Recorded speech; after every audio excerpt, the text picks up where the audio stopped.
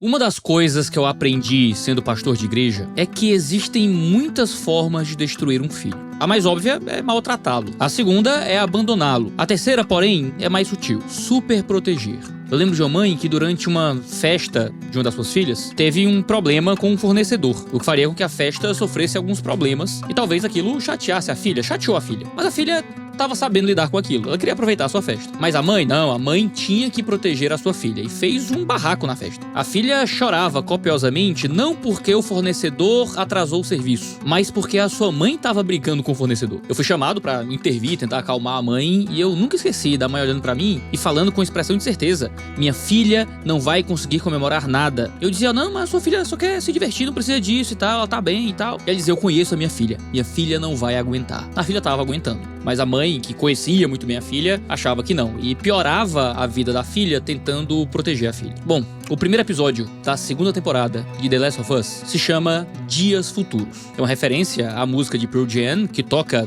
no jogo, mas que não existe no mundo do seriado, mas que simboliza aquilo que os personagens estão tentando alcançar. Uma visão de futuro que consiga vencer as consequências do passado. Joel, no final da primeira temporada, decide mentir pra Ellie sobre os vagalumes e sobre a cura, e isso marca a continuidade do seu peso emocional. A música, nesse contexto, pode ser vista como uma metáfora para a busca pela redenção, algo que se alinha ao conceito cristão de reconciliação e de um reino escatológico de esperança. Um reino esse que está disponível, mas que requer um confronto com aquilo que ficou para trás. Dias Futuros explora essas mudanças que ocorreram em Joel e em Ellie ao longo dos 5 anos que sucederam os eventos da primeira temporada. Ellie agora é mais independente e mais capaz de se proteger, mas ela ainda carrega um peso emocional profundo que se reflete na sua relação tensa com Joel. Joel, por sua vez, se tornou um tipo de mentor dentro da comunidade de Jackson, mas ainda está preso ao passado de dor e de perda. A relação deles simboliza essa tensão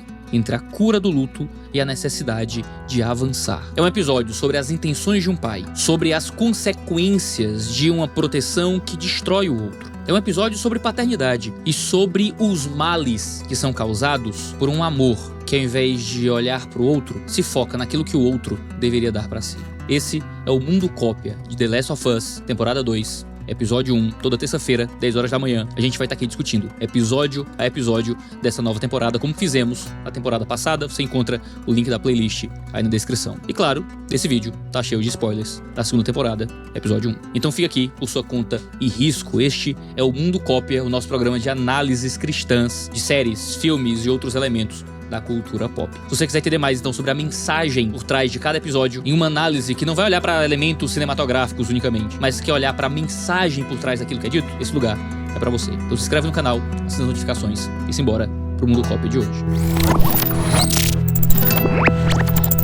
Ao fim do episódio, você tem um making-off com os criadores da série conversando, atores dando entrevistas. No fim do make-off, alguém diz que esse seria um show, um seriado, sobre a perspectiva que as pessoas têm sobre as coisas. Quem é o vilão, quem é o herói, isso dependeria do ponto de vista de quem olha. Essa é uma afirmação que faz a gente pensar sobre Joel, Ellie e Abby, que agora é introduzida como um antagonista, uma vagalume que sofreu as consequências do assassinato que Joel cometeu na última temporada. Mas essa é uma declaração muito profunda, porque fala sobre o relacionamento entre Ellie e Joel nesse tipo disfuncional de paternidade e filiação que se construiu a partir deles dois. Você lembra que na primeira temporada eles construíram um relacionamento de amizade familiar. Joel perdeu a sua filha, ele é um homem duro, violento, frio, que joga cadáveres de crianças no fogo sem sentir nada, que já fez coisas terríveis para sobreviver. Ellie se apega a ele, confia nele, e ele a repulsa. Ele diz que ela não é filha dele, que ele não é pai dela, mas esse relacionamento se aprofunda, se constrói, ao ponto dele decidir que o mundo deveria morrer ao invés dela. Ele a salva e mente pra ela, mente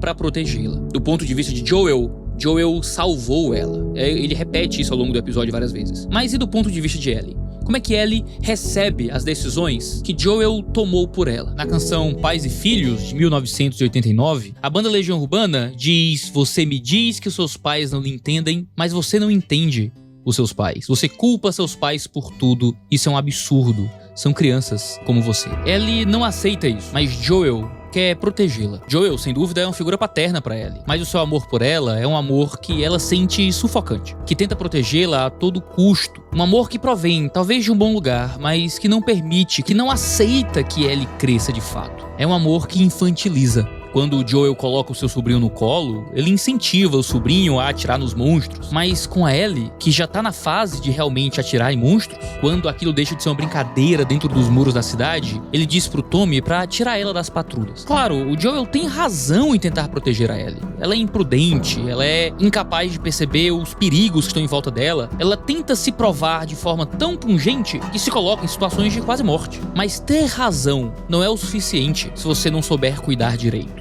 Joel quer protegê-la, mas ele não entende que existe um tipo de proteção que destrói, que invisibiliza. Joel não percebeu que Ellie já cresceu muito. Na primeira temporada, ela confiava no Joel como uma criança indefesa, tratava ele como um pai. Agora ela já é uma jovem adulta, já tem 19 anos, toda essa necessidade de proteção foi rompida pelas mentiras, pela desconfiança, pelo crescimento natural de uma jovem. Joel se enxerga como o único responsável pela segurança da Ellie, sem perceber que Ellie já é muito capaz, em muitos níveis, de proteger a si mesma. É o que ela diz pra ele quando Joel intervém, quando ela e Dina são xingadas na festa, e ela humilha ele na frente de todo mundo. Eu não preciso da sua maldita ajuda. Esse é um momento muito crucial, que revela como a superproteção pode gerar mais afastamento do que relacionamento. E os pais culpam os filhos, porque, nossa, eu fiz tudo por eles. Como é que eles não são gratos pela minha proteção? Joel não consegue perceber que Ellie, agora uma jovem mulher, precisa de mais do que de proteção. Ela precisa também de espaço para fazer suas escolhas, para enfrentar seus medos, para crescer. De uma perspectiva teológica, o Joel parece muito orgulhoso, desejoso de controlar a vida da Ellie, sem vê-la como alguém capaz de tomar decisões por si própria. O amor de Joel, no fundo, acaba se revelando como uma forma de controle. Ele acredita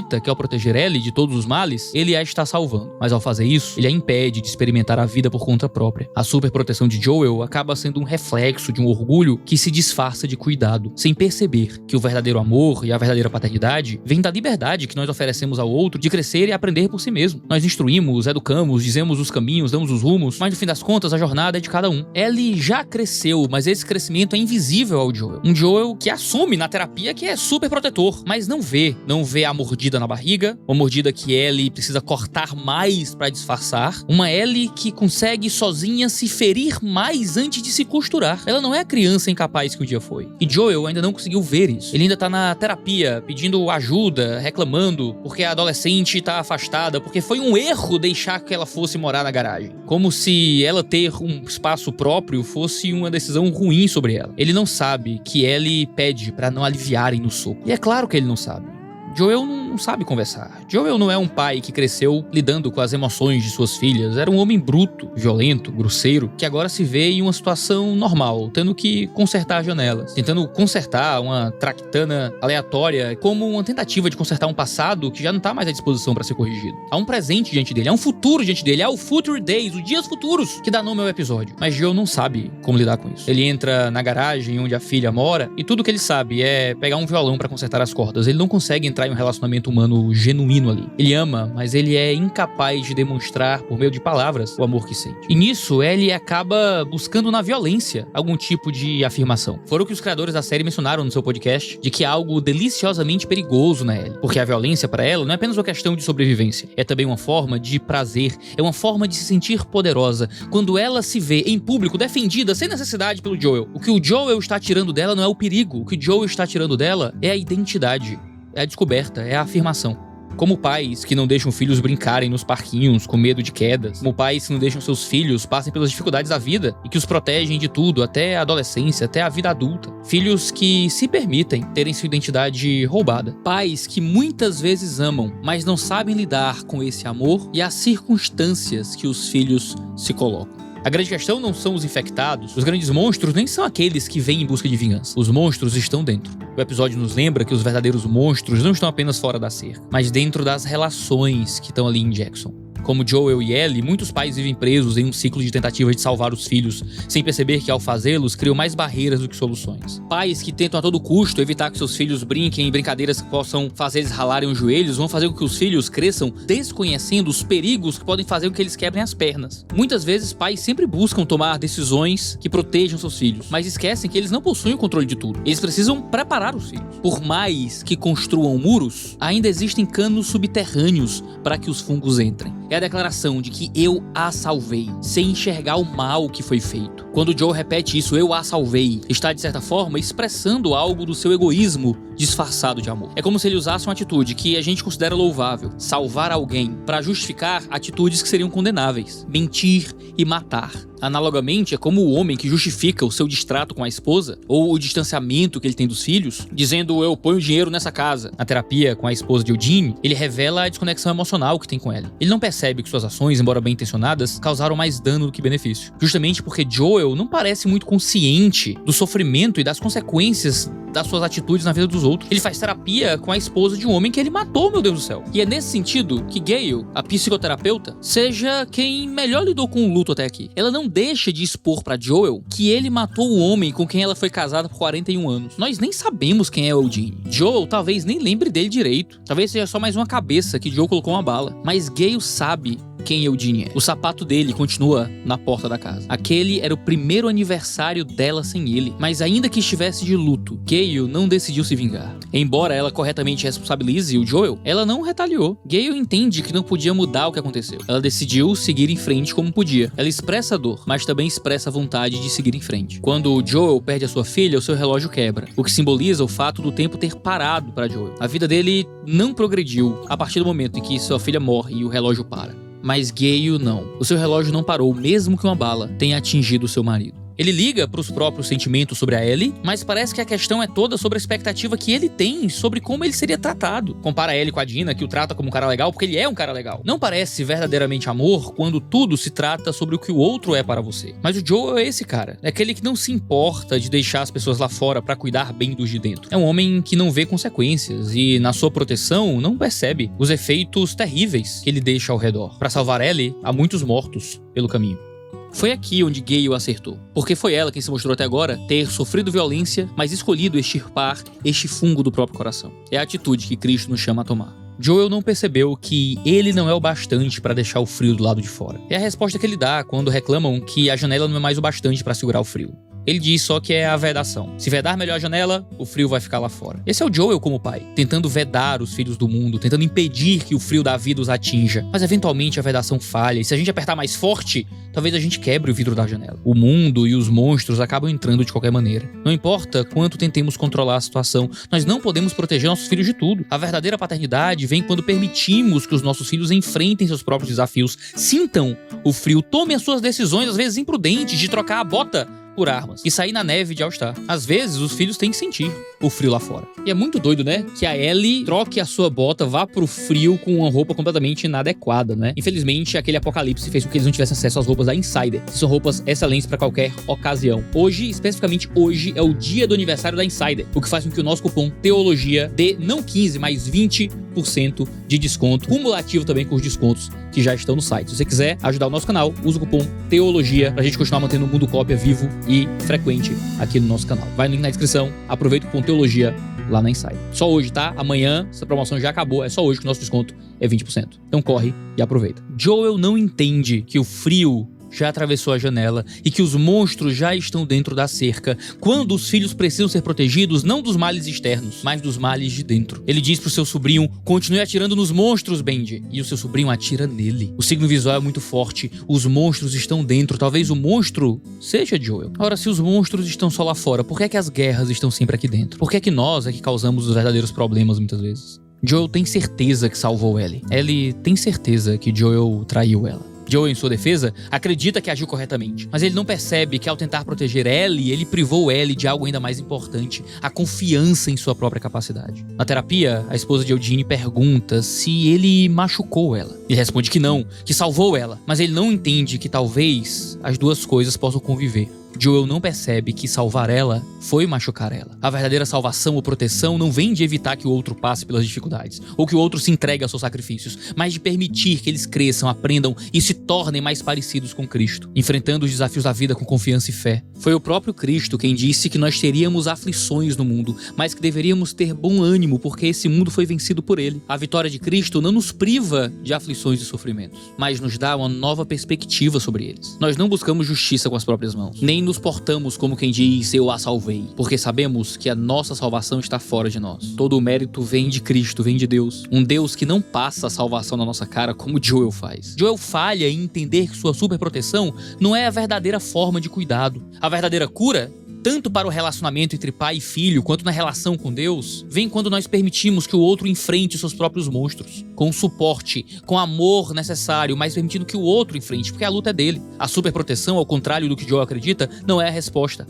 O amor incondicional de Deus permite que enfrentemos as nossas próprias lutas e desafios. É o amor de uma paternidade que não nos infantiliza. A verdadeira paternidade não é sobre controlar ou salvar, é sobre guiar com sabedoria, permitindo que o outro se desenvolva. Até porque se os monstros estão dentro, os lá de fora talvez não sejam mais tão monstros assim. Ou talvez sejam tão monstros como os monstros de dentro. Do outro lado da história está Abby. Ela passou por algo semelhante ao Joel, mas da perspectiva de uma filha que tem um pai injustamente assassinado. Joel era o pai que perdeu a filha, Abby é a filha que perdeu o pai. A chacina que Joel fez teve consequência uma dor análoga à que ele teve. A caçada que Abby agora vai começar e que depois de 5 anos chega à cidade onde Joel mora, foi guiada pelo mesmo sentimento de perda, de luto e de injustiça que guiou Joel. Abby seria a contraparte da dor de Joel. O começo do episódio mostra Abby olhando as girafas, assim como Ellie teve a chance de olhar. Mas Abby não para contemplar a beleza desse mundo. É como se, na medida que os infectados passam a agir de forma mais consciente, os sobreviventes passam a agir de forma mais instintiva e mais violenta. Assim, a violência se perpetua. E é mais fácil culpar os outros do que reconhecer a própria violência. É mais fácil responder violência com violência. Mas como escreveu o antropólogo René Girard, é sempre preciso desobedecer aos violentos. Não somente porque nos arrastam para o mal, mas porque nossa desobediência pode cortar pela raiz essa empresa que é sempre a pior violência, a que se expande contagiosamente. A morte causada por Joel